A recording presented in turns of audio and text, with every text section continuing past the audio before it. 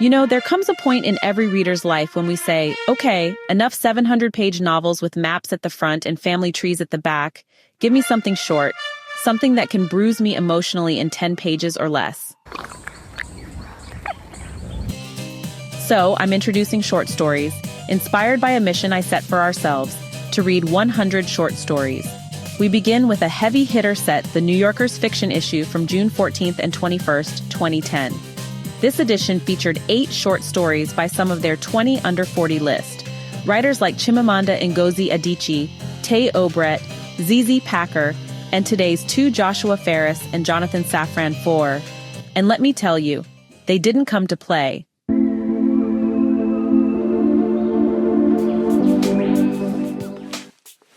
Story 1, The Pilot by Joshua Ferris.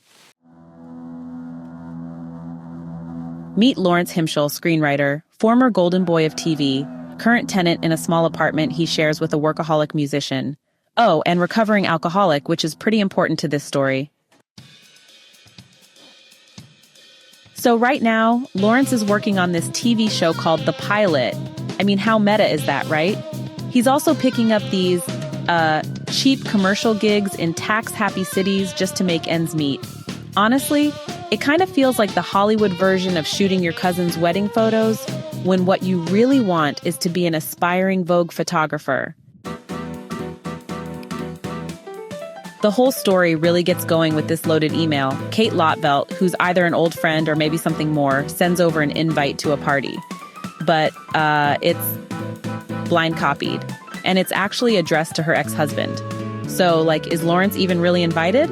That's when the spiral starts. He goes ahead and replies. She doesn't respond. And now Lawrence, caught somewhere between paranoia and a crushed ego, is thrown into, well, the ultimate existential RSVP crisis. Do I go? And if I do I go alone? He even thinks about inviting his roommate. He actually invites him. The guy says no. And just like that, Lawrence is alone again, floating in this sea of maybe nobody remembers me, even though, you know, his mother still calls him every single day as part of his recovery process. Eventually, he does go to the party, because of course he does. And surprise, he really was invited. People actually remember him. Folks are interested in his project. Things are maybe looking up. And then, well, comes the drink. One, then another, then another. But oddly, in that blur of bad decisions and dim lights, something beautiful happens. Amid all that uncertainty and near despair, Lawrence finds something like hope. His manuscript gets burned, literally, but he walks away feeling strangely renewed. Maybe, just maybe, he can start again. Like many short stories, The Pilot compresses a huge emotional arc into a few thousand words.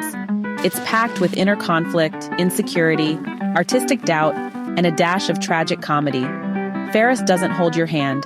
He wants you to unpack it all word by word, like poetry.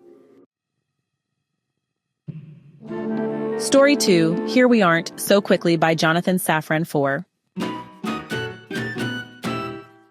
From the chaotic world of TV pitches and inner demons, we turn to marriage. But not just marriage, a whole life of it, compressed into a monologue that reads like it was written on a single breath. The first thing you notice about this story is the style. It's unconventional. Foer doesn't write in neat paragraphs or smooth dialogue.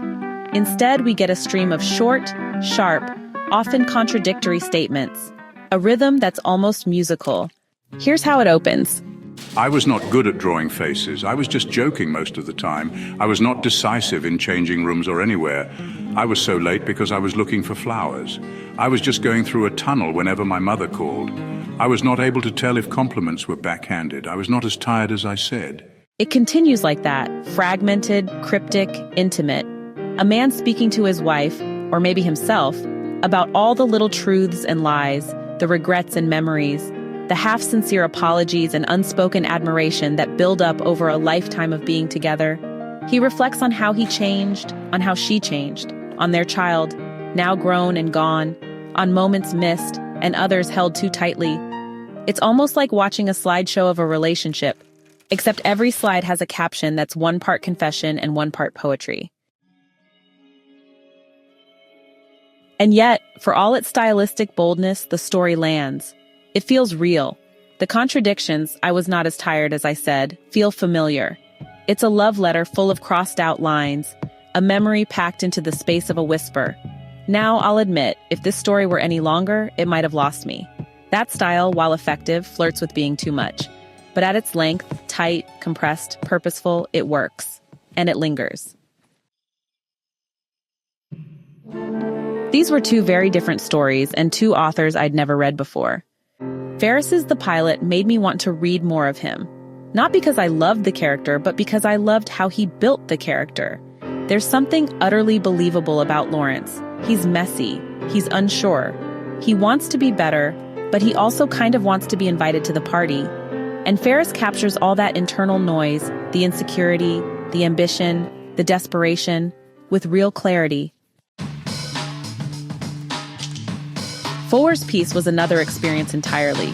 It felt like listening to someone pray out loud. Confessional, desperate, tender, beautiful. I wouldn't want every story I read to be like that.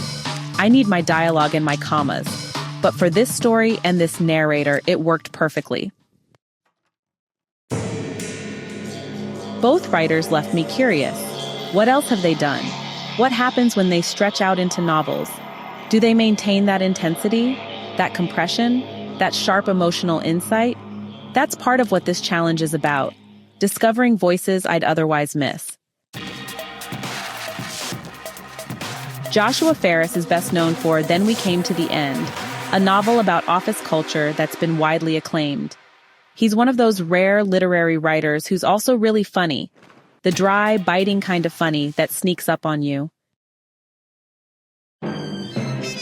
Jonathan Safran Foer made waves early with Everything is Illuminated and Extremely Loud and Incredibly Close, both emotionally dense, experimental novels.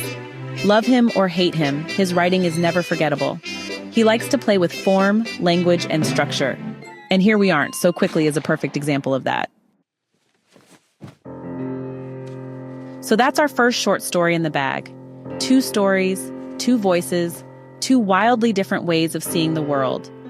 And both left me with something to carry. Next, we crack open a new pair of stories from the same edition. Let's see what the other 6 authors have in store for us. If you've read Ferris or Foer, or have a short story you think I must read, drop it in the comments. Until next time, keep your stories short and your reading long. Hey, thanks so much for hanging out with me today. If you're interested in diving deeper into this book, I've left some links down in the description. You can use it to grab yourself a copy and keep the adventure going. And if you're in the mood for more great reads, don't go just yet. Click on one of the videos popping up right now that I think you'll love. And don't forget to give this review a like, leave a comment, or even subscribe if you'd like to see more. Every bit of support helps us grow this little community of book lovers. See you in the next one.